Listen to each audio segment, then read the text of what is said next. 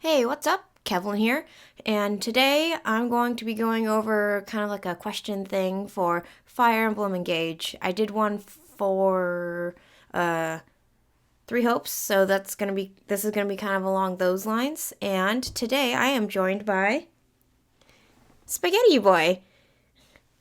So let's get this started. So to start off, I have played some of Engage. I haven't played that much. I think I'm like chapter 7. I don't know. Don't quote me on that. I'm bad with numbers. But I did start a list of questions that from since the last trailer dropped to now. Just gonna be putting this out there now. There may be possible spoilers for the Engage. That could be character discussion or story. So if you don't want any of those, I'd probably skip this. If not, then let's keep going. First one. What are the emblems? I get like they're like guidance spirits kept within rings for the characters to use, and if you put all of them together, like the Triforce, you can make some kind of wish. You can wish for whatever you want. You could wish for the world to be made out of chocolate if you really wanted to. But I want to know, are the emblems alive? Are they spirits? Can they feel pain? I don't know if they are alive or have been alive, because some of them, like Sigurd, will reference oh, I have or had a son, or it's weird that I think, nephew or whatever, my cousin, is also here. He's referring to Leaf.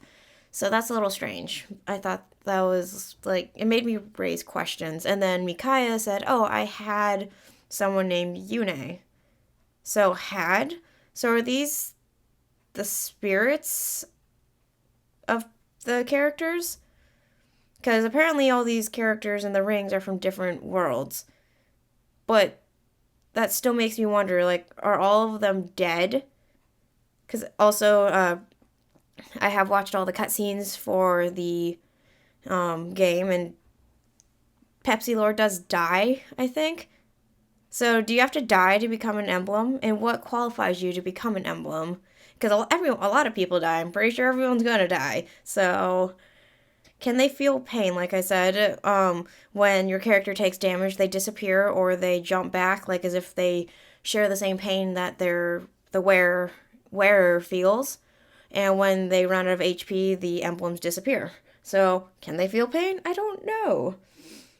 When the rings aren't active for long periods of time, do they still hear and see things? Like when Pepsi Lord was asleep, he was still wearing Marth's ring, and Marth was like, oh, well, I stayed with you all those years. So what did Marth do for 1,000 years? How did he not go absolutely insane? What's it, I guess, quote, quote, inside the ring? Like when Pokemon go into the Pokeballs, is it kind of like the equivalent of that, but the emblems are able to, hear and see things? I don't know.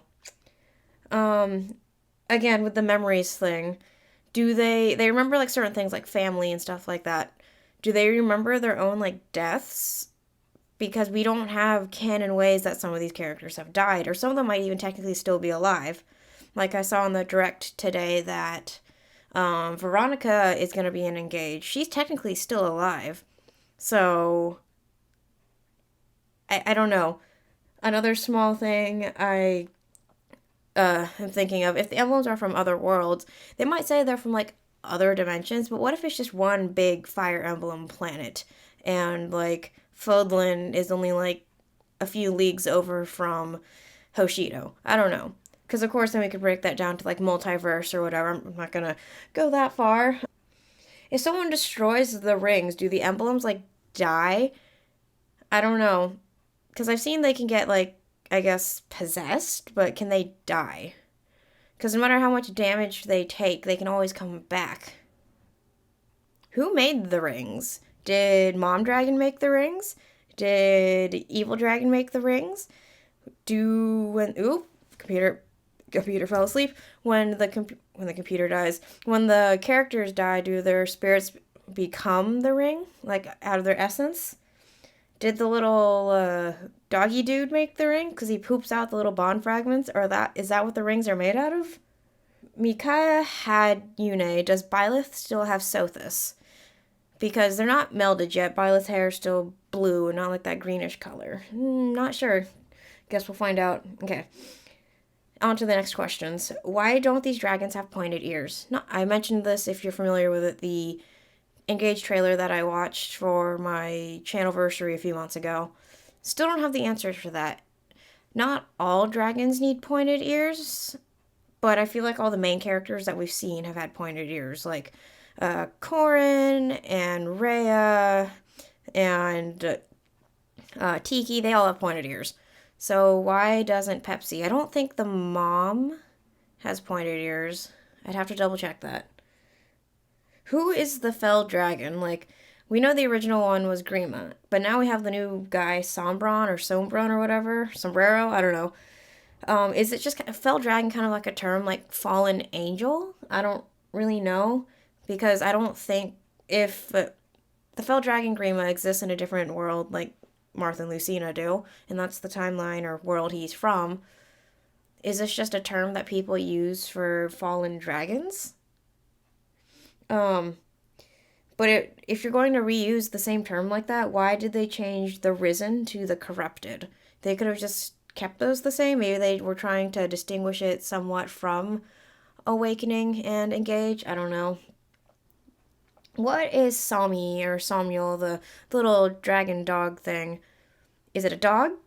Is it a cat? Is it a dragon? It's cute. It is super cute. But what is it? It outlived Mom Dragon and it was there for her. So what is it? Yeah. Thank you for joining me. Pepsi, oh my god. Spaghetti Boy hasn't done too much, but he's a good boy. You're not as squiggly as Petunia, are you? No, Pepsi's. Spaghetti, I'm gonna be calling him Pepsi all night. Spaghetti Boy is a good boy. You smell a little funny, but that's okay. I love you. So, thank you for joining us, and I hope you guys have a good one.